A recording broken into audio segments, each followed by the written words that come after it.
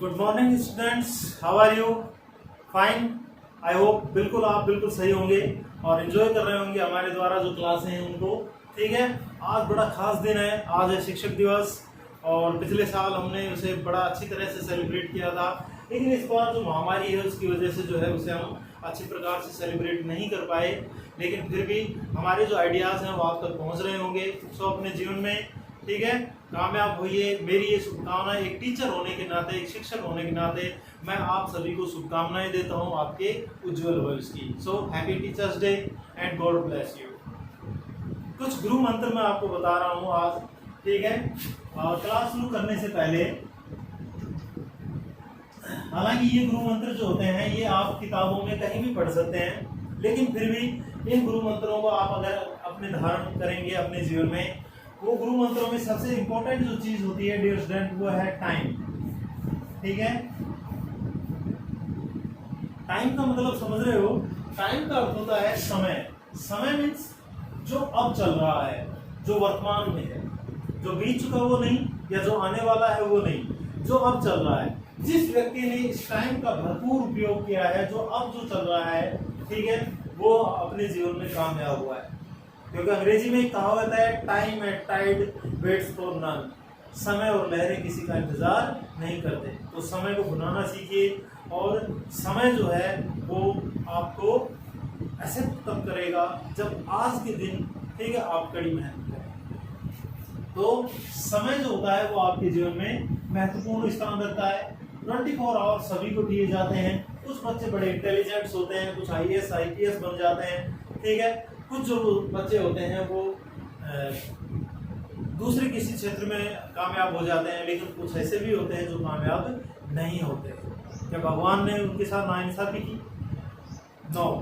ठीक है, 24 घंटे जो है वो सभी को दिए, और बात सिर्फ यही आती थी कि उन 24 घंटों को उन बच्चों के द्वारा अपने जीवन में किस तरह से एडजस्ट किया गया है, कि अब टाइम का किस तरह से पार्टिसिपेट किया है।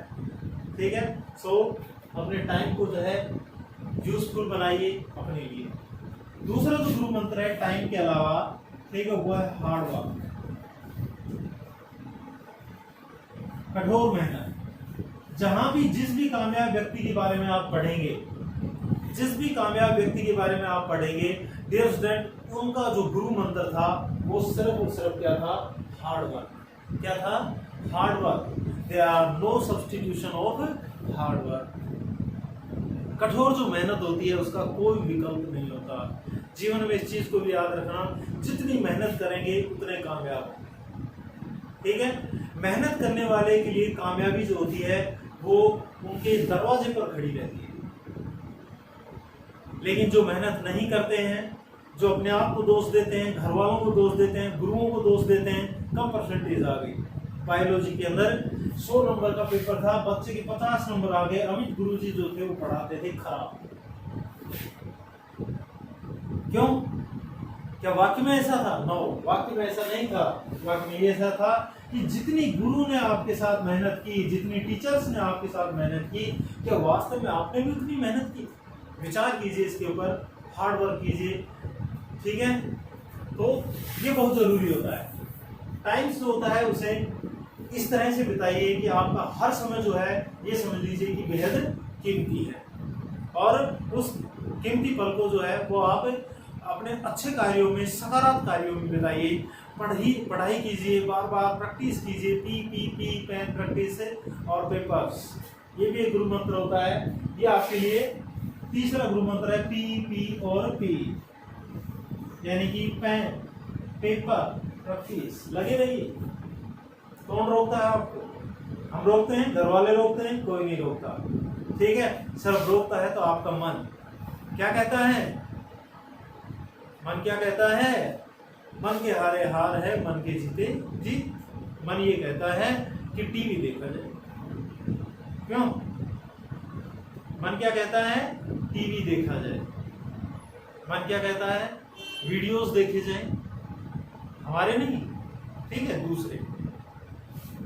मन क्या कहता है? गेम खेला जाए। ठीक है, तो मन को काबू में कीजिए और पढ़ाई करना शुरू करिए। क्यों? क्योंकि प्रैक्टिस जो होती है ना, प्रैक्टिस, ये भी बहुत बड़ी चीज है। हार्ड वर्क तो है ही है। प्रैक्टिस भी बहुत बड़ी चीज होती है डियर स्टूडेंट। प्रैक्टिस का मतलब समझते हैं? प्रैक्टिस का एक हिंदी में एक कहावत है, आप सब अंग्रेज हैं लेकिन फिर भी मैं हिंदी में बता देता हूँ आपको। करत करत अभ्यास ते जड़मति होत सुजान, रसरी आवत जावत ते सिल पर परत निशान। करत करत अभ्यास थे जड़मति, जड़मति का मतलब बुद्धिहीन व्यक्ति जो होता है वो भी सुजान यानी कि बुद्धिमान हो जाता है। जिस तरह से एक सिल को आपने अब उस तरह की सिल नहीं देखी होंगी, पहले जो पुराने जो कुएं होते थे उनके चारों तरफ सिल लगी हुई होती थी और पानी जो होता है उस रस्सी से खींच ऊपर खींचा जाता, और वो रस्सी थी वो उस पत्थर के ऊपर क्या कर देती थी, निशान डाल देती। समझ गए आप? तो अभ्यास जो होता है ना वो बहुत बड़ी चीज है। तो time, hard work, paper pen practice, ठीक है, एंड पॉजिटिव थिंकिंग।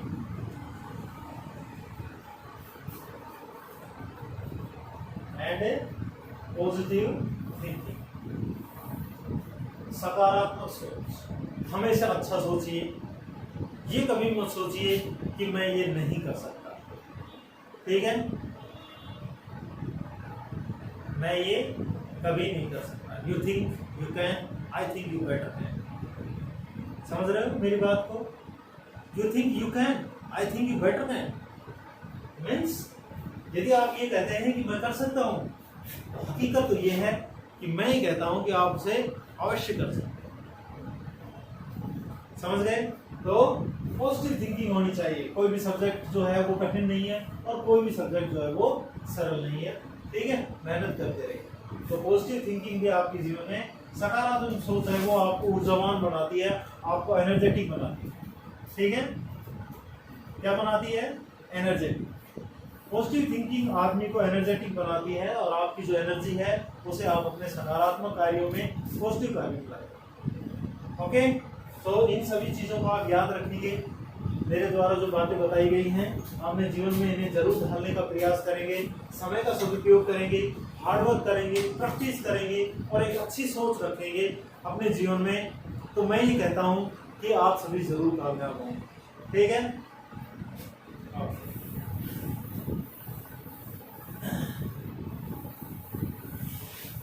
गुरु ब्रह्मा गुरु विष्णु गुरुदेव महेश्वराय, गुरु साक्षात ब्रह्म तस्मै श्री गुरुवे नमः। तो गुरु का जीवन में बड़ा महत्व होता है। बहुत सारे बच्चे सुबह से कह रहे हैं happy teachers day sir, happy teachers day sir.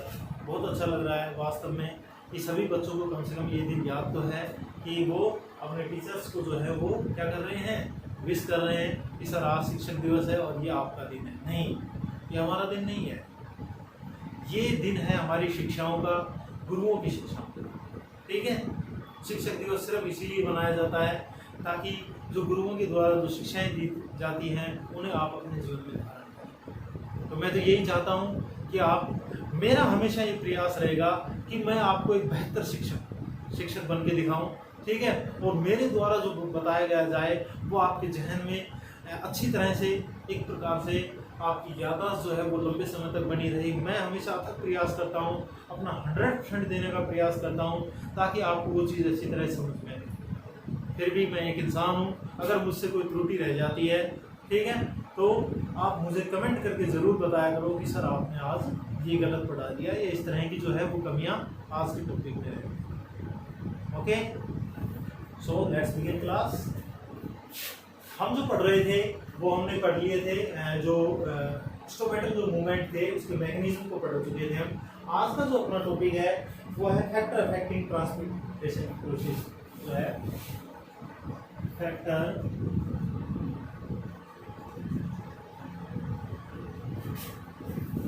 Affecting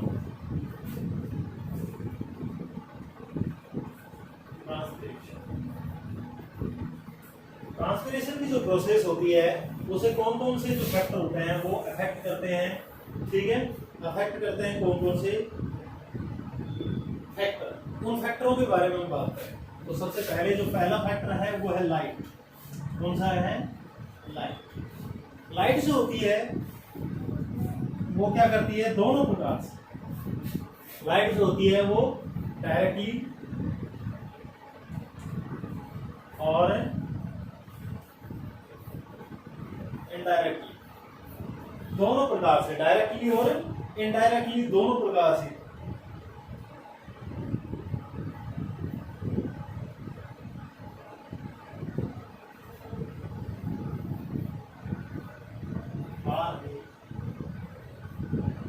directly और इनडायरेक्टली दोनों प्रकार से क्या करती है, प्रभावित करती है, अफेक्ट करती है। अब हम बात करते हैं कि डायरेक्टली रूप से जो है वो किस तरह से प्रभावित करती है।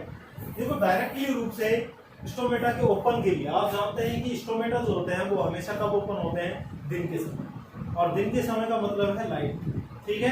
तो डायरेक्टली क्या करते हैं, ये स्टोमेटा को ओपन करते हैं, क्या करते हैं, जो स्टोमेटा होते हैं अपने उन्हें ओपन करते हैं, ठीक है। और इनडायरेक्टली क्या करते हैं, इंक्रीज टाइम, यानी कि यदि इनडायरेक्टली की बात करें, अगर इनडायरेक्टली की बात करें तो इनडायरेक्टली ये क्या करते हैं,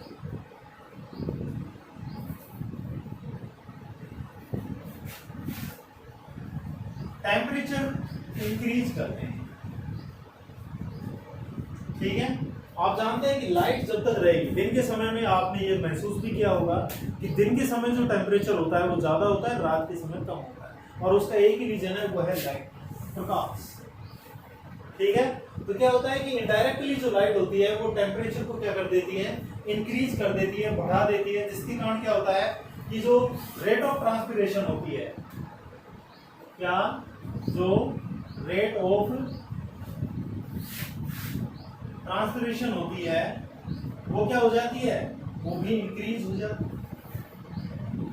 ओके।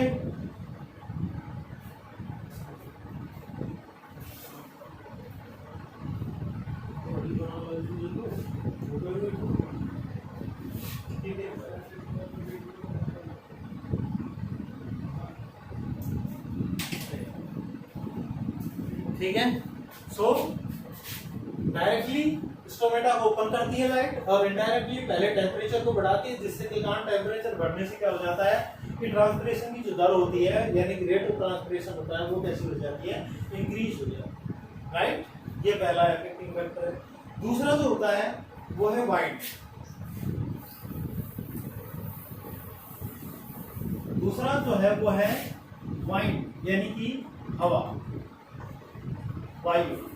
वायु किस तरह से प्रभावित करती है, डिस्टेंट वायु करती है, इंक्रीज वेलोसिटी अगर बढ़ती है तो क्या होता है,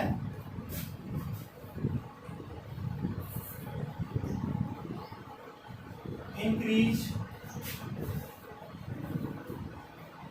वेलोसिटी ऑफ वाइंड। अगर वेलोसिटी की जो वाइंड की जो वेलोसिटी होती है, अगर वो क्या होती है, इंक्रीज होती है, तो क्या होता है कि जो एयर जो मॉइस्ट जो होती है, ठीक है, मॉइस्ट का मतलब जो नमी होती है ना, ठीक है, वो नमी जो होती है वो दूर हो जाती है, क्या हो जाती है, नमी जो होती है वो दूर हो जाती है। लेकिन कहाँ, जैसे मान लीजिए कि ये हमारी क्या है, लिप है, ठीक है, पत्ती है। अब पत्ती की जो चारों ओर उपस्थित जो मॉइस्ट एयर है, ये इसे हम, ये जो मैंने चारों तरफ बनाई, इसका मतलब क्या कर लें इसे, ये क्या है, मॉइस्ट एयर, यानी कि एक नम वायु है, ठीक है। और क्या होता है, जैसे तेज हवा चलती है, वेलोसिटी अगर इंक्रीज होती है, वायु की अगर गति बढ़ती है, तो ऐसी स्थिति में क्या होता है कि वायु की गति बढ़ने से जो सराउंडिंग जो मॉइस्ट एयर है किसके चारों ओर, लिफ्ट के चारों ओर, वो क्या हो जाती है, खत्म हो जाती है, क्या हो जाती है, खत्म हो जाती है। और जिससे क्या होता है कि रेट ऑफ जो ट्रांसपिरेशन होती है, रेट ऑफ ट्रांसपिरेशन जो होती है वो क्या हो जाती है, इंक्रीज हो जाती है, ठीक है, क्या हो जाती है, इंक्रीज हो जाती है, राइट। इस चीज को आप याद रखेंगे, ओके। तो वाइंड जो होती है, हवा जो होती है, जब जोर से चलती है तो ऐसी स्थिति में जो पत्ती होती है उसके चारों ओर जो नम वायु उपस्थित होती है वो वहां से रिमूव हो जाती है, हट जाती है, और ट्रांसपिरेशन जो होता है वो बढ़ जाता है, ठीक है। तो ये था हमारा दूसरा। अगर हम बात करें इसके पश्चात आने वाले नेक्स्ट की, तो अगला जो फैक्टिंग फैक्टर है डियर स्टूडेंट, तीसरा जो फैक्टिंग फैक्टर है वो है available soil water. Available soil water, यानी कि प्राप्य जो मृदा जल होता है वो भी प्रभावित करता है किसे, हमारे उसको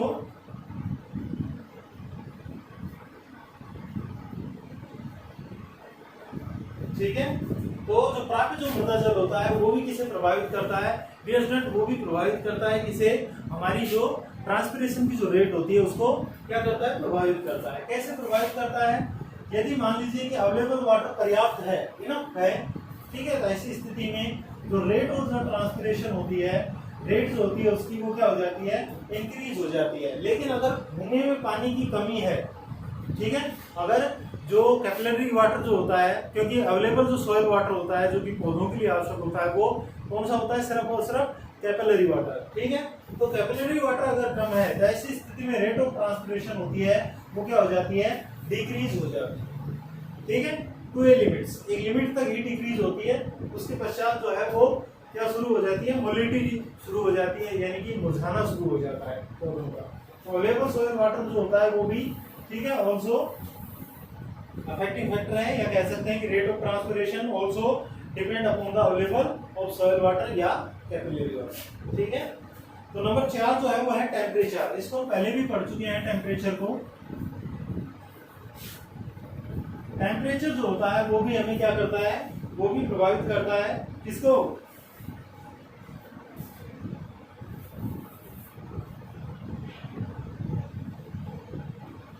टेम्परेचर जो होता है वो भी किसे प्रभावित करता है, टेम्परेचर किसको नहीं,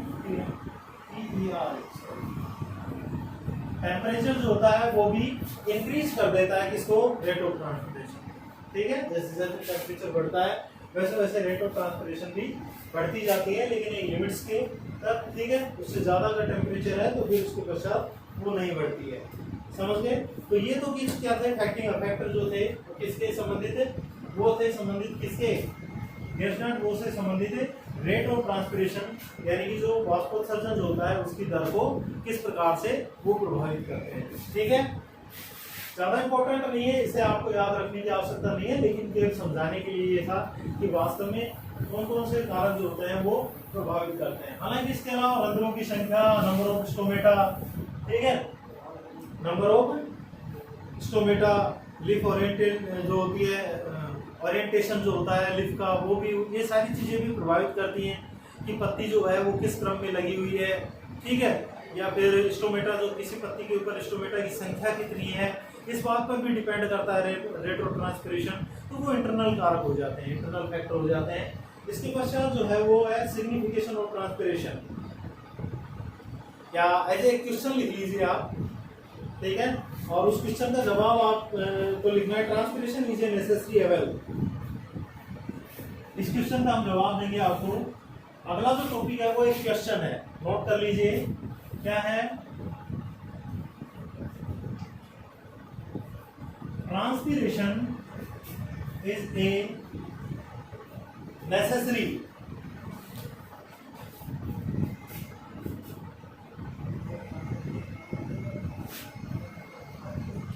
एवल, ठीक है। Discuss this statement, discuss this statement.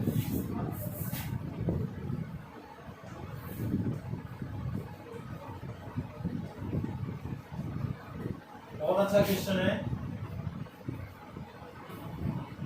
क्या बताया गया है कि ट्रांसपिरेशन एक नेसेसरी एविल्स, यानी कि ट्रांसपिरेशन जो होता है वो एक आवश्यक बुराई है। क्या है, ट्रांसपिरेशन एक आवश्यक बुराई है। कैसे, यानी कि ट्रांसपिरेशन आवश्यक भी है और ट्रांसपिरेशन एक बुराई भी है, यानी कि इसके हार्मफुल और यूजफुल दोनों प्रकार के इफेक्ट होते हैं। ओके, सो पहले हम बात करते हैं कि हार्मफुल क्यों है या फिर यूजफुल क्यों है, किस प्रकार से। तो इस तरह से हम बात कर सकते हैं। इन opinion of many scientist, in opinion of many scientist, बहुत सारे साइंटिस्ट जो थे उनका विचार था क्या कि the process of transpiration is a necessary evil, क्या था कि the process of transpiration, the process of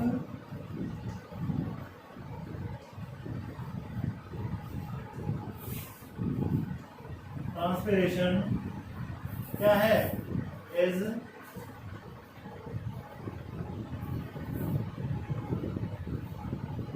necessary. बहुत सारे जो वैज्ञानिक थे उनका मानना था कि जो ट्रांसपिरेशन की जो प्रोसेस होती है डियर स्टूडेंट, वो एक नेसेसरी एविल्स होती है, यानी कि एक आवश्यक बुराई होती है, which is beneficial for plant,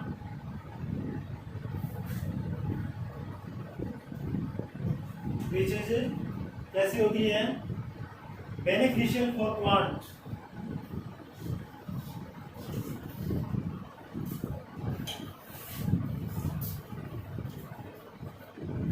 beneficial for plant, ठीक है, इन मैनी, बहुत सारे, in many respect, in many respect and may be harmful in some respect, and may be harmful in some, ठीक है। क्या कहा गया, in opinion of many scientist the process of transpiration is necessary. बहुत सारे वैज्ञानिकों ने या साइंटिस्ट ने ये माना है कि जो क्या है डियर स्टूडेंट, जो ट्रांसपिरेशन की जो प्रोसेस होती है वो एक नेसेसरी एविल है, एक आवश्यक बुराई होती है। क्यों? क्योंकि ऐसा माना जाता है कि beneficial for plant in many respect, जो इसके जो बेनिफिशियल होते हैं, इसके जो लाभदायक जो गुण होते हैं वो ज्यादा होते हैं, बहुत सारे होते हैं, लेकिन क्या कहा गया है, but may B harmful in some respect, लेकिन ट्रांसपिरेशन की जो प्रोसेस होती है वो कहीं ना कहीं एक कमी भी होती है, उसके हार्मफुल इफेक्ट भी होते हैं, ठीक है। तो इन दोनों के बारे में पढ़ेंगे हम अलग अलग, पहले से नोट कर लीजिए, इस क्वेश्चन का आंसर यहीं से उतार लेना बोर्ड से ही, अगर वैसे तो शायद मैंने नोट में भी दे रखा होगा, लेकिन इस प्रकार से उतार लेना, may B harmful in some respect, और बहुत सारे रेस्पेक्ट इसके बेनिफिशियल होते हैं, कुछ इसके हार्मफुल भी होते हैं। हार्मफुल होने के कारण बुराई कह दिया, और यूजफुल होने के कारण क्या कह दिया, इसे नेसेसरी यानी कि आवश्यकता है, ठीक है।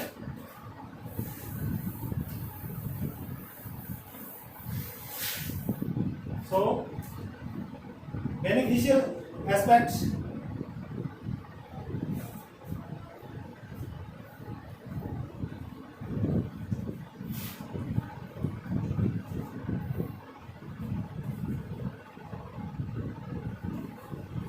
बेनिफिशियल जो एस्पेक्ट हैं इसके वो क्या क्या हैं। नंबर एक, जो यहाँ पर ये इसे आवश्यक क्यों बताया गया है, पहली बात है ascent of sap depend on tension create by transpiration flow. Ascent of sap की जो प्रोसेस होती है, एसेंट ऑफ सेप डिपेंड किसके ऊपर डिपेंड करता है distant, on tension create bye, tension create by transpiration flow. पहली बात, एसेंट जो रसायन की जो प्रक्रिया होती है डियर स्टूडेंट, वो हमेशा किस पे डिपेंड करती है, कि जो ट्रांसपिरेशन जो खिंचाव होता है ऊपर से, ठीक है, तभी तो जड़ों के द्वारा जल का अवशोषण किया जाता है। इस प्रक्रिया को हम पढ़ चुके हैं, तो ये इसका पहला, ठीक है, बेनिफिशियल एस्पेक्ट है। दूसरा क्या है कि absorption of water and minerals,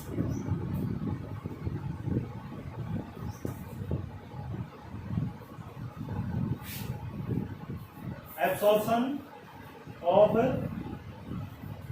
water and mineral, ठीक है, कि जो वाटर और जो मिनरल का एब्सॉर्प्शन है डियर स्टूडेंट, वो भी सिर्फ और सिर्फ उसका एक कारण क्या है, डिक्सन और जोली के थ्योरी के अनुसार उसका रीजन क्या है, ट्रांसपिरेशन, ठीक है। तीसरा जो बेनिफिशियल है, अगर उसकी हम बात करें तो डियर स्टूडेंट वो है excess of water is remove, excess of water is remove, excess of water, अतिरिक्त जो मात्रा होती है पानी की वो क्या हो जाती है, यहाँ से रिमूव हो जाती है इसके द्वारा। केवल आवश्यक पानी ही पौधे के अंदर शेष रहता है, वरना पानी की ज्यादा मात्रा पौधे को क्या कर सकती है, नुकसान दे सकती है। तो ये इसके कुछ बेनिफिशियल एस्पेक्ट हैं। ठीक है, क्या ये कहें कि transpiration cool down the leaves. Number 4 अगर हम लिखें, ट्रांसपिरेशन कूल डाउन क्या करती है, ठंडा कर देती है किसे, पत्तियों को, द लीव्स, ठीक है। तो ये इसके बेनिफिशियल एस्पेक्ट है, इन्हें ध्यान रखना अच्छी तरह से। बाकी जो इसके हार्मफुल है वो कल, और एक छोटा सा टॉपिक और रह गया वो कल पढ़ाएंगे आपको। तब तक खुश रहिए, मुस्कुराते रहिए। Good bye, have a nice day and once again happy teachers day. और मेरी शुभकामनाएं आप सभी के साथ, आपके उज्जवल भविष्य हो और अपने जीवन में आप सभी कामयाब हों। Good bye.